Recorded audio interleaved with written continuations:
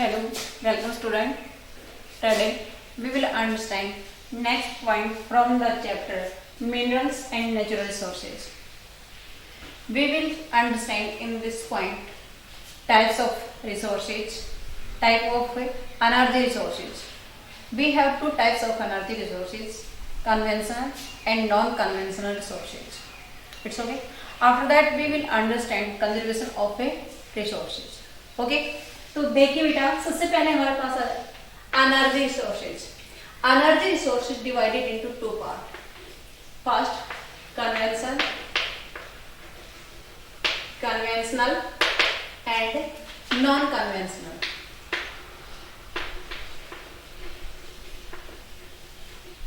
Okay, it means we can say that conventional resources is the traditional resources जो ancient time से हमारे पास utilise होते आ रहे हैं. उन रिसोर्सेज को कन्वेंशनल रिसोर्सेज कह सकते हैं, like coal, petroleum, natural gas and electricity. देखिए इसकी जो सोर्स है, सबसे पहले हमारे पास कोल आता है, पेट्रोलियम,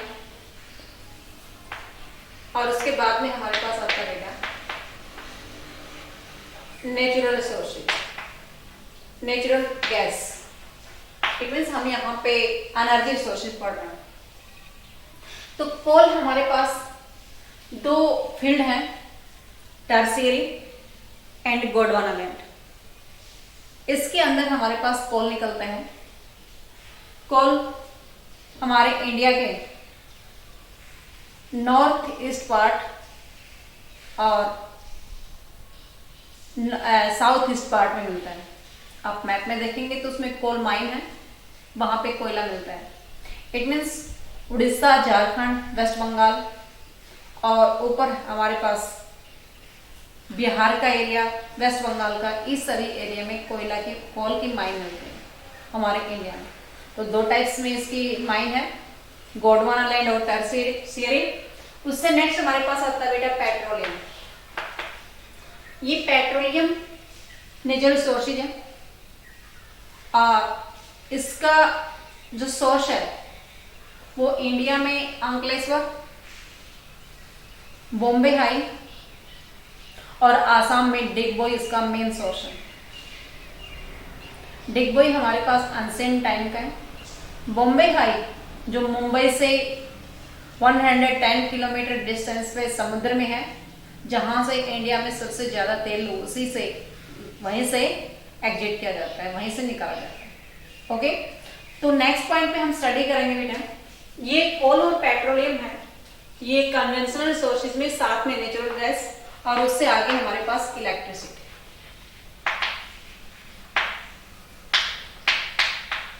ओके, नेचुरल गैस जहां से हमारे पास तेल निकाला जाता है, उस तेल से पहले उसमें गैस निकलती है.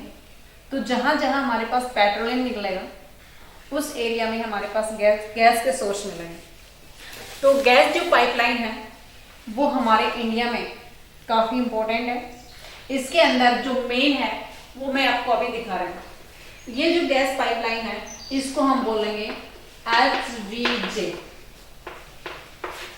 ये 1700 किलोमीटर के डिस्टेंस कवर करता हुआ यहां से हाजीरा, विजयपुर, जगदीशपुर, हाजीरा, विजयपुर, जगदीशपुर, जिसका शॉर्टकट नाम क्या दिया है, HVJ. ये पाइपलाइन है, गैस का सप्लाई इसके अंदर से होती है. ये हाजीरा से स्टार्ट होके आप लोगों को कंटिन्यूस के जो स्टेशन है वहां से निकाल के इसको लाइन को शो करना है. इसमें काफी टाइम तो इसमें स्टेशन पूछा जाता है कि बताइए इसके अंदर जो बबराला और दिल्ली के बीच में, या बबराला से कहां कहां इसकी कनेक्टिविटी है, या ये पूछा जा सकता है हाजीरा से बाद में जहां यूपी में एंट्री होती है वहां तक कौन कौन से इसके स्टेशन है जहां से ये क्रॉस होती है. तो आप लोगों को इसको सीक्वेंस से तैयार करना है और मैप भी फिल करना है. तो यहाँ से हाजीरा से अंकलेश्वर, विजयपुर एमपी में, और इसका एक जो डायरेक्शन इसकी यहाँ पे गई है अंता, जो राजस्थान में.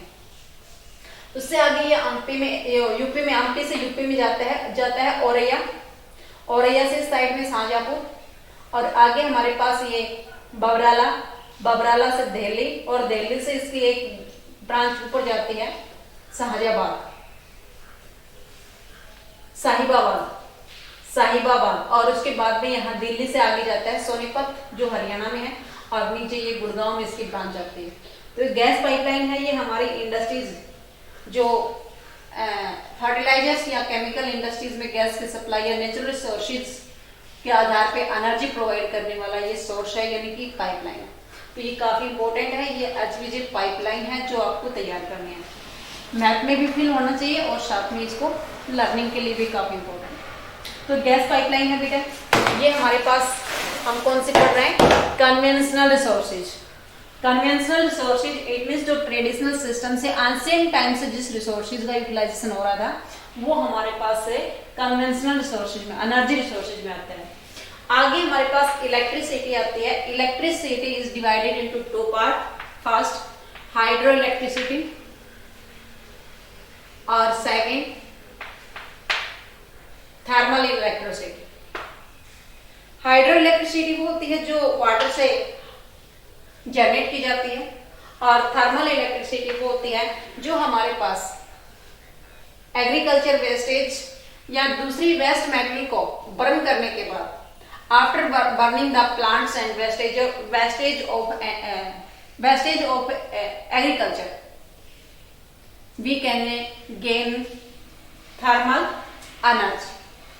ओके, हमारे यहाँ सराउंडिंग में जितने भी आप लोगों के पास लाइट सप्लाई होती है वो थर्मल एनर्जी होती है, थर्मल पावर प्लांट से तैयार की होती है, यानी कि वहां पे हमारे पास जो एग्रीकल्चर का जो वेस्टेज होता है, जैसे लाइक आपके पास पदाड़ी है, उस पदाड़ी को बर्न करने के बाद वहां से इलेक्ट्रिसिटी जनरेट करके आप लोगों के पास सप्लाई की जाती है। तो यहाँ पे हमारे पास ये जो इलेक्ट्रिसिटी आती है वो थर्मल पावर प्लांट से आती है। It's okay.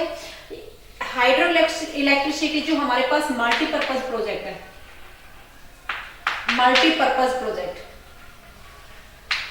इस मल्टीपर्पज प्रोजेक्ट से क्या होता है कि डैम बनते हैं, डैम को मल्टीपर्पज प्रोजेक्ट बोलते हैं। तो आप लोग डैम के बारे में काफी अंडरस्टैंड कर चुके हैं। डैम इट मीन्स हमारे पास बहुत सारे हैं, बागरा नांगल डैम है, उसके बाद में हीराकुंड डैम है, और इसके और भी बहुत सारे टेहरी डैम है। ऐसे करके हमारे पास जितने भी सरदार सरोवर डैम है, जितने भी डैम हमारे पास बने हुए हैं, उन सभी डैम से हम वाटर के जो नीचे सप्लाई होते हैं, तो उसमें पानी से नीचे टरबाइन होता है, और टरबाइन मूवमेंट से इलेक्ट्रिसिटी जनरेट होती है, उसको हम हाइड्रो इलेक्ट्रिसिटी बोल सकते हैं। It's okay. तो ये हमारे पास आ गया बेटा कन्वेंशनल एनर्जी रिसोर्सेज। ओके, अब हमारे पास नेक्स्ट आता है बेटा non conventional resources. Those resources are not utilized according to ancient time या पास्ट टाइम, जो पीछे से हम इसको यूज नहीं कर रहे हैं, नहीं करते आ रहे हैं, तो वो हमारे पास नॉन कन्वेंशनल रिसोर्सेज में आता है।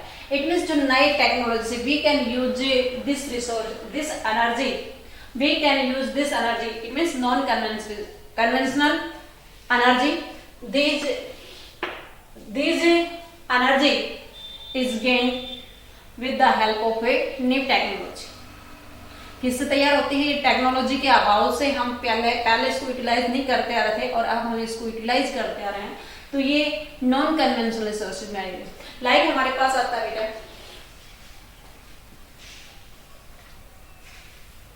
न्यूक्लियर एनर्जी,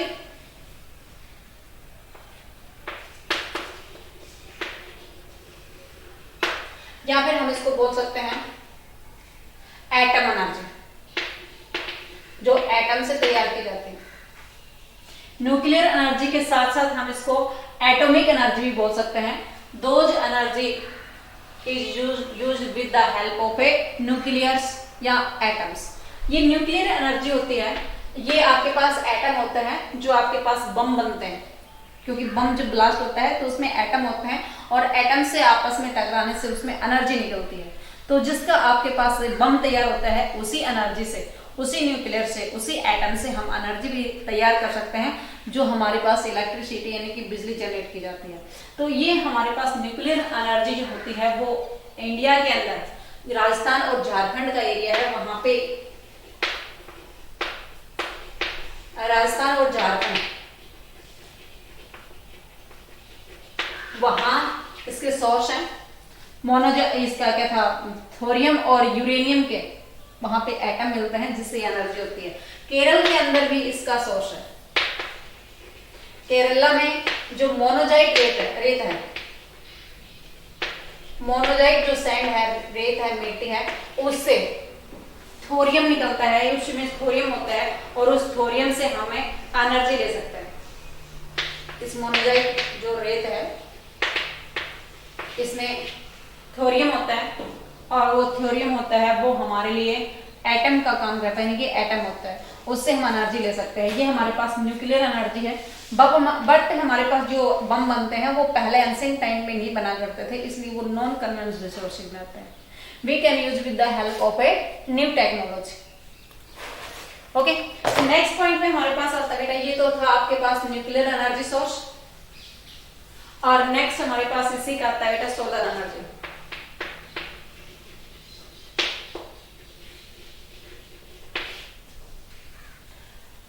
देखिए, इंडिया की जो लोकेशन है वो ट्रॉपिकल एरिया में होती है। ट्रॉपिकल एरिया इट मीन्स हमने पहले स्टडी कर ले, ये हमारे पास से ये जो एरिया है ये अर्थ है और ये इक्वेटर है और इंडिया की लोकेशन यहाँ पे, तो ये ट्रॉपिकल जोन में आता है। इट मीन्स हमारे पास यहाँ टेम्परेचर काफी होता है, हमारे पास गर्मी काफी होती है, तो we can use the solar light for changing in a electricity. तो जो सोलर एनर्जी होती है वे हमारे पास सनलाइट से गेन की जाती है। फोटोवोल्टाइक के जो सेल होते हैं या फोटोवोल्टाइक के टेक्नोलॉजी होती है convert into electricity with the help of A solar light. जो सोलर लाइट जितनी ज्यादा, क्योंकि आप लोग देखते हैं कि आपके सराउंडिंग में या आपके घर पे लगभग आप लोगों ने सोलर प्लेट देखी होंगी, वो क्या करते हैं, वो हमारी जो सनलाइट होती है उस सनलाइट को इलेक्ट्रिसिटी में जनरेट करते हैं, इलेक्ट्रिसिटी तैयार करते हैं। तो वो हमारे पास सोलर लाइट है, सोलर एनर्जी है। सोलर एनर्जी का जो हमारे पास सोर्स है वो Rajasthan is the main resource for the utilization of solar energy. Okay, तो जो सोलर एनर्जी है वो राजस्थान के अंदर विशेष करके मिलती है, क्योंकि राजस्थान में सबसे ज्यादा गर्मी होती है और वहां पे ये सोलर लाइट सबसे ज्यादा यूटिलाइज की जाती है। वैसे तो हमारे इंडिया के हर कोने में सोलर लाइट यूटिलाइज हो रही है, बट सबसे ज्यादा राजस्थान में होती है। ओके, नेक्स्ट हमारे पास आती है बेटा विंड एनर्जी।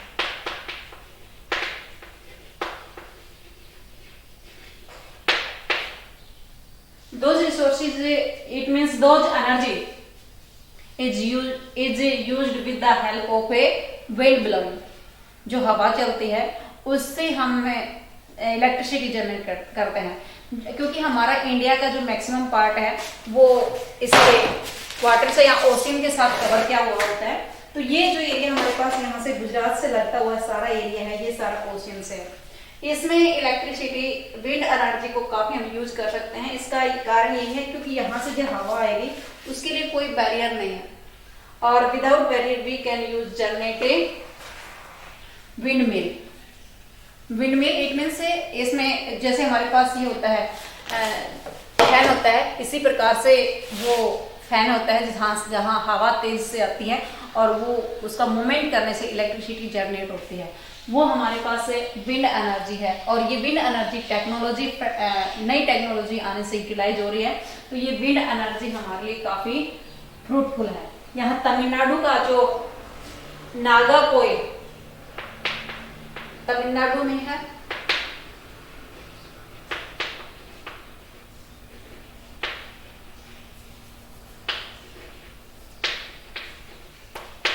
और दूसरा हमारे पास राजस्थान का जो जैसलमेर है,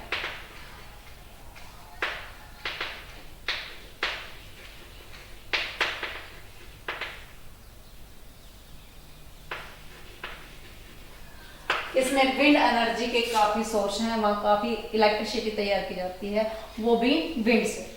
तो ये हमारे पास नॉन कन्वेंशनल रिसोर्सेज का विंड एनर्जी इसका एक पॉइंट है।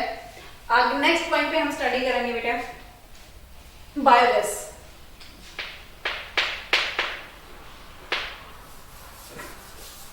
We can generate the electricity after consumption of a human waste material, human waste है या एनिमल्स वेस्ट है, और दूसरे हमारे पास जितने भी वेस्टेज है उन सभी वेस्टेज के बाद में उसको कंपोज करने के बाद हम इलेक्ट्रिसिटी जनरेट करते हैं, उसको हमें biogas, biogas is also called known as a gobar gas plant. ये हमारे इंडिया के किसी भी कोने में लगाया जा सकता है। इसमें बायोगैस प्लांट, गोबर गैस प्लांट लगाने के लिए ह्यूमन का जो वेस्टेज होता है वो, और एनिमल्स का वेस्टेज होता है यानी कि गोबर का, और दूसरा हमारे पास जितने भी वेस्ट जो गलाने के लिए, सड़ाने के लिए जो यूटिलाइज होता है वो सभी से गैस तैयार होती है, और गोबर गैस प्लांट बना करके वहां से इलेक्ट्रिसिटी जनरेट करके हम बायोगैस यूज करते हैं।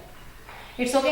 तो ये हमारे लिए काफी यूजेबल है। इसमें दो टाइप से हमारे लिए यूज होता है, एक तो एक एनर्जी का सोर्स है, दूसरा जो भी हमारे पास से इसका एनिमल्स का वेस्टेज या दूसरा कूड़ा कचरा डालने के बाद उसके अंदर जो कंपोज हो जाने के बाद उसमें जो गला चढ़ा करके जो खाद तैयार होता है, जो मैन्यूर तैयार होता है, we can use in a agriculture production. Okay, क्योंकि agriculture production depend on the manures.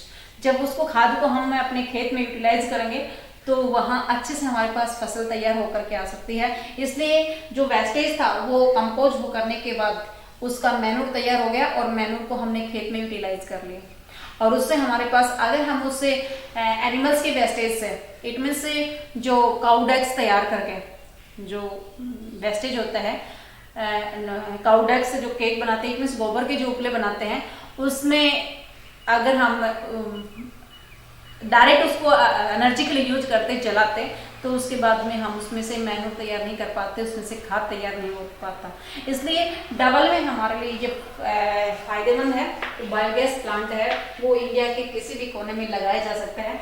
इसमें लगाने का काम है वो हमारी कोऑपरेटिव सोसाइटी भी करती है, म्युनिसिपल कमेटी भी इसके लिए जरूरी समझती है, वो भी हेल्प करती है, और इंडिविजुअल पर्सन भी इसको लगा करके अपने घर में यूटिलाइज करता है।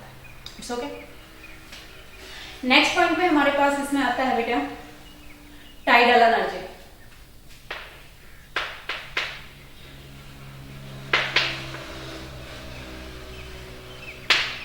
Tidal energy it means it is obtained by the tide. जो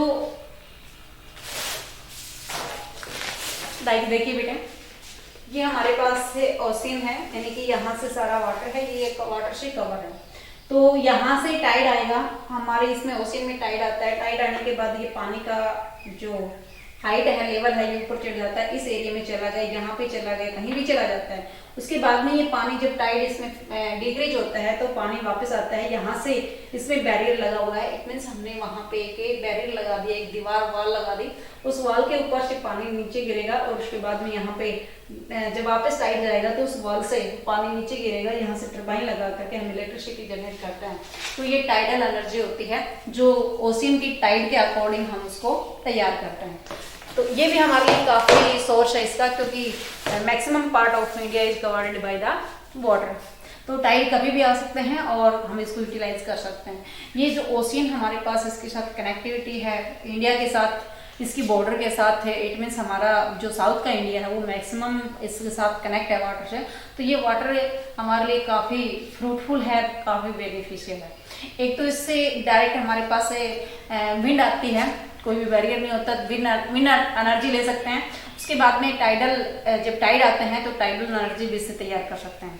ओके, आगे हमारे पास टाइडल एनर्जी का जो ये है, इसमें खंबात की खाड़ी और ये कच्छ की जो खाड़ी है, गुल्फ ऑफ खंबात, अभी जैसे मैंने आपको बताया ये गुल्फ ऑफ ए खंबात है और ये गुल्फ ऑफ ए कच्छ है। इस एरिया के अंदर यहाँ से टाइड आने के बाद इसमें, क्योंकि यहाँ पे ऐसे कॉर्नर से कटा हुआ है, यहाँ पे हमारे पास बैरियर अच्छे से लगाया जा सकता है। इट मीन्स यहाँ पे हम वाल लगा करके अच्छे से इलेक्ट्रिसिटी जनरेट कर सकते हैं। तो ये दो हमारे पास मेन सोर्स मैंने आपको बताया है, गुल्फ ऑफ ए खंबात और गुल्फ ऑफ ए कच्छ। अगला पॉइंट हमारे पास आता है बेटा थर्मल, जियोथर्मल।